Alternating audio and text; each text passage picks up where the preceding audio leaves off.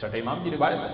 اچھا، کوئی کہے کہ اس دنیا میں نہ رہے تو اب کیسے دیکھ رہے ہیں؟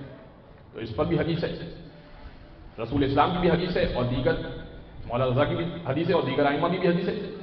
من زارنی فی حیاتی کمن زارنی بعد مماتی، جو میری زیارت دنیا میں کرے ایسا ہی ہے جیسے مرنے کے بعد اور دنیا میں کرے ایک برابر ہے۔ تو زندگی میں زیارت کر لو یا مرنے کے بعد زیارت کر لو، ایک برابر ہے۔